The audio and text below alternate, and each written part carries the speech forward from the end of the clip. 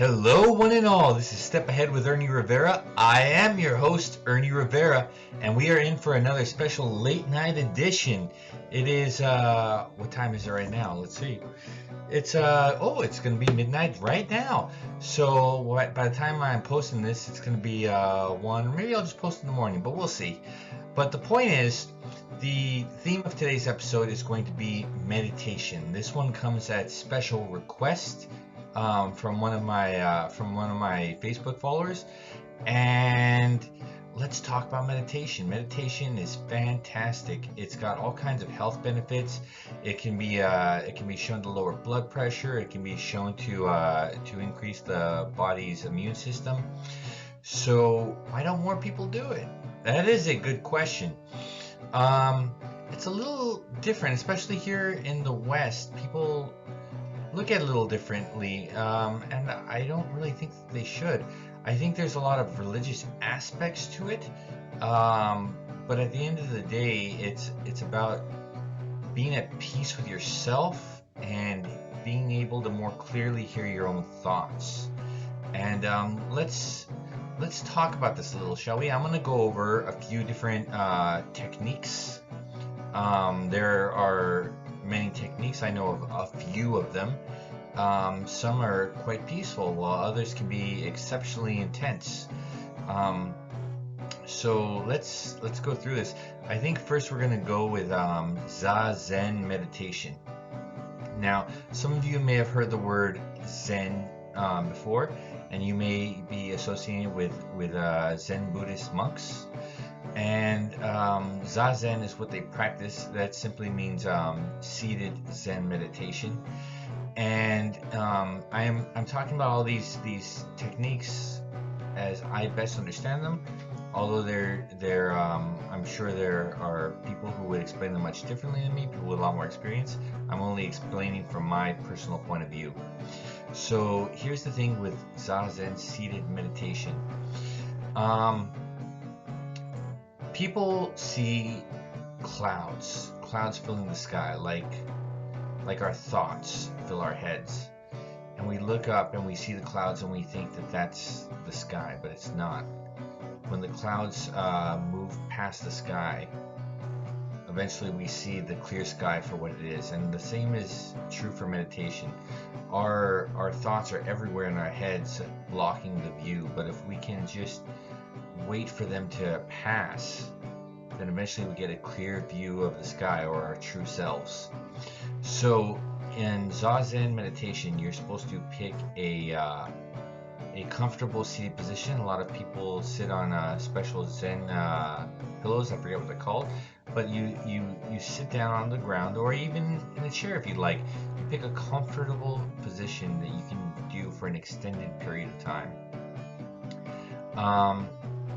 At this point, it's very common for people to close their eyes and just start breathing.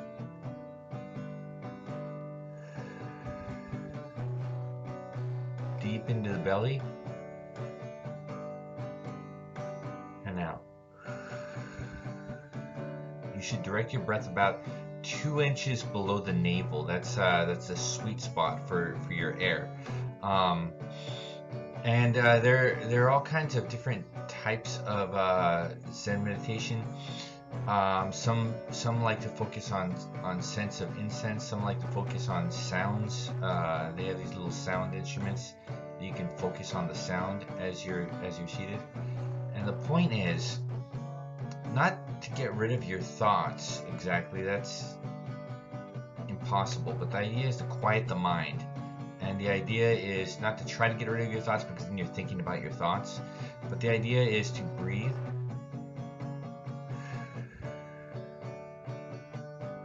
If you can, focus on the beat of your heart, or the feeling of the breath, the sound of the breath as it comes in and out. And just focus on that. Or if you'd like, count in your mind. 1, 2, 3. 1, 2, 3. Just a little repetition, and thoughts will start entering your head as they normally do. The idea is to accept them for what they are, accept that they are there, and allow them to leave in their own time. Just try to focus on sound. Try to focus on the smells around you, on the sound and the feeling of the beating of your heart. And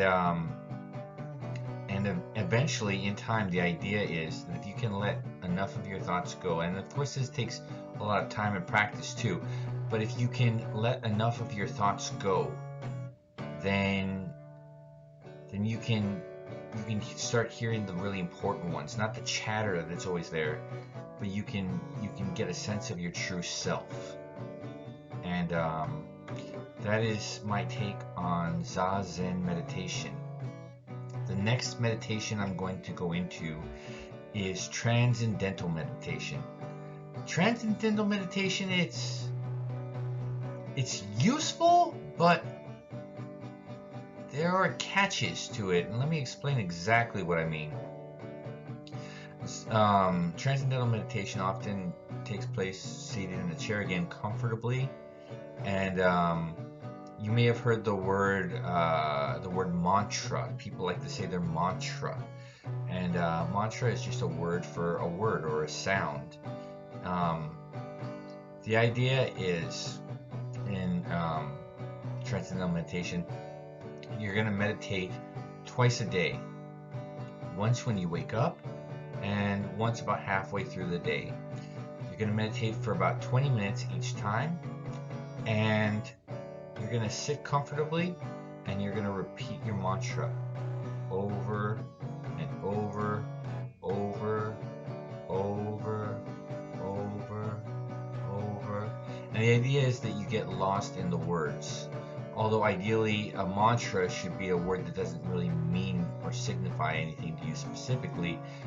It could be a sound. It could be om, om. It could be something, just a sound. And you do get lost in it, and it does again quiet down the mind. And this can help to relax a person. It can help to lower your blood pressure. It can help to calm you down. This is my issue with Transcendental Meditation. Transcendental Meditation is something of an exclusive club, if you want to get technical. There is an organization of Transcendental Meditationists, and they ordain their own Transcendental Meditation teachers. And only they can teach you officially how to meditate with Transcendental Meditation. So technically you aren't doing, whatever that means, Transcendental Meditation if you aren't part of their club. I don't like that. I don't see value in that. Technically you can do what they're doing without having to belong to their club. And will it have the same value? It should have the same value, and I believe it does. So that's my issue with Transcendental Meditation. But if you want to try it out for yourself, you know, there are different videos online, and they can instruct you perhaps better than I can. So the next type of meditation is a technique I've come up with myself. I'm sure it's been done by different people because it seems to work for me, so I can only imagine that it's been done many times throughout many generations of people, because I wouldn't imagine that I would have invented it. That's silly. But anyway, my point is, this one is, first of all, if you're dealing with any kind of immense pain, I would go see a doctor. I would not listen to me. But this is what I have done when I've been in pain, when I've broken bones, when certain things have happened. Again, I breathe in, I breathe out, breathe in, breathe out. Make sure that the breathing stays regulated, constant. And you're gonna think about the pain you're feeling for a second. And again, the pain probably feels like a pulsing pain. And it feels like the pain is all over you, depending on what's wrong. It feels like you can't separate yourself from the pain. But that's not exactly true. Imagine a strand of rope, and the rope looks like one piece, but it's actually three pieces interwoven. When you're in immense pain, and it's going to be different for everyone, and I'm just talking about broken bones here. I'm not talking about anything more severe than that, like cancers or what have you. And again, I'm not a medical expert, so I would suggest you talk to your doctor. I'm only talking about something that's worked for me. But as I'm breathing, I focus in on the pain, and I feel that we're connected.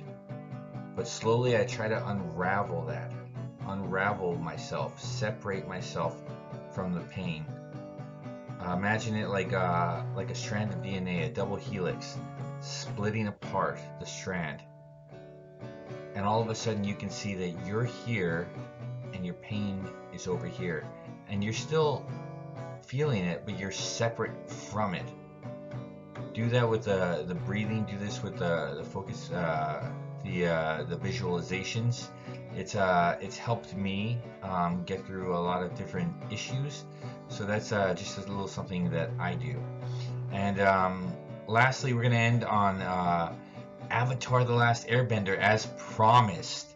Now, in Avatar: The Last Airbender, Aang was going through a very intense process of opening up his chakras. And what is a chakra? Well, according to that show, it's like pools of energy in your body. You have a certain natural flow to your energy, to your, let's call it, circulation, and there might be parts that are blocked. And imagine this like psychological blocks, you know.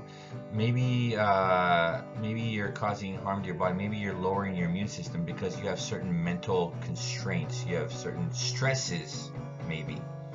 And the idea is to eliminate these stresses by again breathing, but focusing, asking yourself directly several questions. I won't go into it at this time. There are lots of videos where you can see Avatar: The Last Airbender opening your chakras, but he asks himself questions like, for instance, there was a chakra in the throat. They said it was the truth chakra, and it is blocked by lies, the lies we tell ourselves. So what lies have you told yourself? Have you told yourself that you're really giving it your all at your job? Are you telling yourself that you really want to still be there? Are you telling yourself that you're dedicating as much time as you can to your family? What are you telling yourself that may not be true? And acknowledge your answer for truth. For instance, say, maybe I'm not spending enough time with my family, and don't feel bad about it. Just acknowledge it as a true fact, because once you understand that it's a true fact, you can do something about it. But you can't do something about it until you acknowledge it's true. Other questions involve what are you most afraid of and why, and understanding that basically there's nothing to fear but fear itself. I'm oversimplifying, but there are several questions you could be asking yourself during this deep breathing exercise, this deep breathing meditation, and really give yourself some time to mull it over, you know.